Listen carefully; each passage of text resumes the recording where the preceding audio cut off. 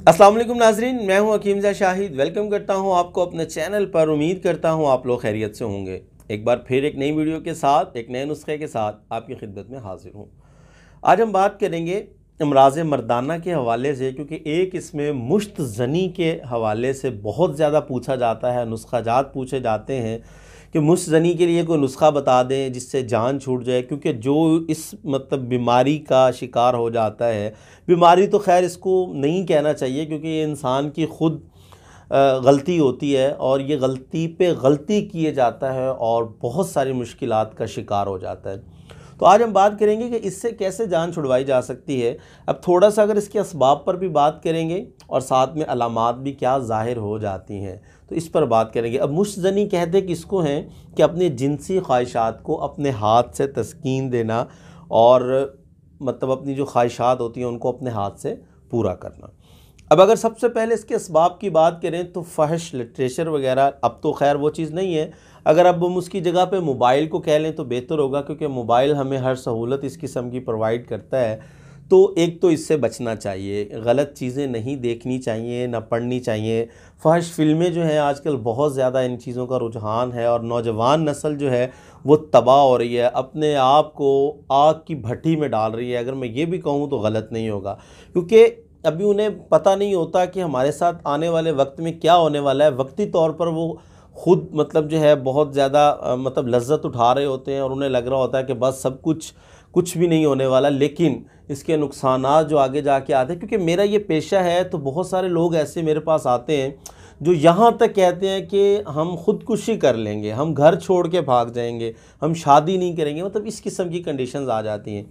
अब इसके अलावा असबाब की जो हम बात कर रहे हैं कि औरतों की तरफ ज़्यादा तवज्जो देना या उनको ज़्यादा सोचना, उनके बारे में अपने दिमाग में चीज़ें लेके आनी, या फिर शादी का देर से होना, ये भी हमारे माशरे में बहुत ज़्यादा देखने में आता है। शादी को बहुत लेट कर देते हैं। जहाँ बच्चा बालिग होता है 18-19 साल की उम्र में, उसकी शादी हो जानी चाहिए, लेकिन हम 25, 26, 27, 28, 30 साल की उम्र तक जो है हमारे यहाँ शादियाँ हो रही होती है। शादी जो है वो जल्दी करनी चाहिए।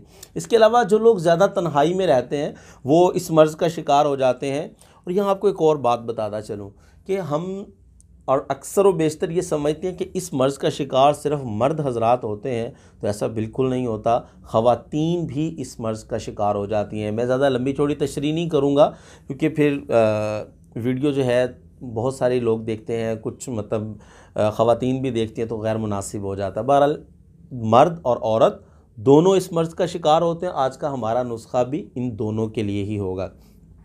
अब अगर अलामात की बात कर लें तो क्योंकि इससे लज्जत हासिल करता है इंसान और अपनी ख्वाहिशात को तकमील देता है, तो लिहाजा वो बार बार करता है। क्योंकि जिस चीज़ में लज्जत होती है तो इंसानी फितरत है कि उसको वो बार बार करता है। और जब वो इस अमल को बार बार दोहराता है तो एक तो आज़ा जो होते हैं, उज़्व मखसूस अगर हम कह लें, वो भी कमज़ोर हो जाता है, उसकी क़ुव्वत जो है वो कम हो जाती है। इसके अलावा अगर हम बात कर लें कि उसको पेशाब जो है वो बार बार आना शुरू हो जाता है, और अक्सर देखने में आता है कि पेशाब बहुत ज़्यादा जल कर आता है। इसके अलावा मरीज़ जो होता है वो गमगीन रहना शुरू हो जाता है, तन्हाई पसंद हो जाता है, और उसकी कोशिश होती है कि मेरा किसी से सामना ना हो, ना मैं उससे बात करूं, वो अपने आप को छुपाता है। तो ये इसकी अलामत आ जाती हैं। और जो मेन इसका इशू आता है कि कमज़ोरी इस हद तक हो जाती है कि इंसान शादी के काबिल भी नहीं रहता। अब अगर हम बात कर लें इसके इलाज की, तो मैं आज आपके लिए बहुत सिंपल सा नुस्खा लेके आया हूँ कि वो आप इस्तेमाल करेंगे इंशाल्लाह। परहेज़ के साथ इस्तेमाल करना है। परहेज़ में आगे चल के आपको बताता हूँ कि क्या परहेज़ है। और हाँ, एक और बात कि वीडियो को पूरा आवाज़ किया करें।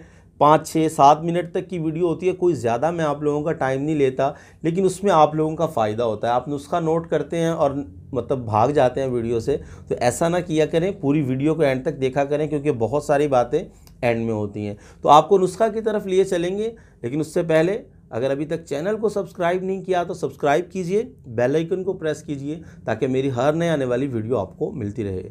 तो आज जो हम नुस्खा इस्तेमाल करेंगे वो सिर्फ 2 चीज़ें आपने लेनी है। नंबर 1 पे आप लेंगे तमर हिंदी, तमर हिंदी कलां बड़े बड़े जो तुखम होते हैं उसके अंदर से आपने मतलब उसका तुखम निकाल लेना है और जो छिलका होगा उसको आपने ज़ाया कर देना है। तमर हिंदी पर पहले भी मेरी वीडियोस मौजूद हैं, आप लोग देख सकते हैं। और दूसरे नंबर पर हम लेंगे बड़ी मशहूर चीज़ है मलट्ठी। मलट्ठी को आप बड़े अच्छे तरीके से जानते होंगे, गले वगैरह के लिए भी इस्तेमाल होती है, इसके और भी बहुत सारे फ़वाइद हैं। आपने सिर्फ ये दो चीज़ें लेनी है, मलट्ठी और तमर हिंदी का तुखम जो अंदर से निकलेगा। ये दोनों चीज़ें आपने हम वज़न लेनी है। 50 ग्राम आप लोग लेंगे तमर हिंदी के तुखम जो अंदर से निकलेंगे, बीज उसके मग़ज़, और 50 ग्राम आप लेंगे मलट्ठी। इन दोनों चीज़ों का आपने बारीक पाउडर कर लेना है, मतलब इनको अच्छे तरीके से कूट छान लेना है। छन्नी के साथ छान के आपने इसका पाउडर तैयार कर लेना है। आधा चम्मच चाय वाला सुबह खाली पेट, आधा चम्मच चाय वाला शाम के वक्त, मतलब 5 बजे ले लें, 4 बजे ले लें, पानी के साथ। ये नुस्खा और तरीक़ाकार मैं वीडियो में लिख दूँगा आप लोगों की आसानी के लिए, क्योंकि मुझे बहुत सारे लोग कहते हैं मेरे चाहने वाले कि नुस्खा भी लिख दिया करें और तरीक़ाकार भी लिख दिया करें। बहरहाल एक दफ़ा फिर सुन लीजिए। आधा चम्मच चाय वाला सुबह खाली पेट पानी के साथ, और आधा चम्मच शाम 4 या 5 बजे खाली पेट होता है तो पानी के साथ। ये 2 वक्त आपने लेना है। कम से कम इसको आपने 1 माह इस्तेमाल करना है, और इस 1 माह के दौरान जो आपने परहेज़ करना है, सबसे इम्पोर्टेंट चीज़ है कि परहेज़ आपने ये करना है कि एक तो मोबाइल फ़ोन से आपने दूर रहना है। अगर आप किसी से कोई बात करते हैं, किसी लड़की से कोई बात करते हैं, उससे आपने परहेज़ करना है। अगर आपकी निकाह हुआ है, मंगेतर है, अगर करते हैं बात, तो खुदारा को गलत बात या इस तरफ अपने माइंड को आपने नहीं लेके जाना। अपने आप को नमाज का पाबंद बनाना है, 5 टाइम आपने नमाज पढ़नी है, ख़यालात को पाक रखना है, और जो भी आपका काम है उसमें आपने अपनी फुल तवज्जो देनी है, और ध्यान अपना जो है आपने अपने काम की तरफ लगाना है, और इस दवाई को इस्तेमाल करना है। इंशाअल्लाह मेरे अल्लाह ने चाहा तो ज़रूर आप इस बीमारी से जान छुड़वा लेंगे। क्योंकि जब ये इंसान लगा होता है इस मर्ज़ पे तो उसको नहीं पता होता, लेकिन जब इसका आदी हो जाता है तो फिर बहुत परेशानी होती है। आप लोग समझते होंगे इस चीज़ को, जो भी इस मर्ज़ का शिकार है। और मैं यहाँ आपको ये भी बता दूँ कि शादी के बाद तक अक्सर मर्द हज़रात इस मर्ज़ का शिकार हो जाते हैं, क्योंकि उन्हें वो लज्जत वहाँ हासिल नहीं हो पाती जो मतलब इस काम में होती है। तो लिहाजा एहतियात कीजिए, अपनी ज़िंदगी को कीमती बनाइए। ज़िंदगी एक ही बार मिलती है, और मुझे अपनी दुआओं में ज़रूर याद रखिए। तो आज के लिए इतना ही था, मिलते हैं किसी अगली वीडियो में। हकीम जा शाहिद को इजाज़त दीजिए। अल्लाह हाफ़िज़।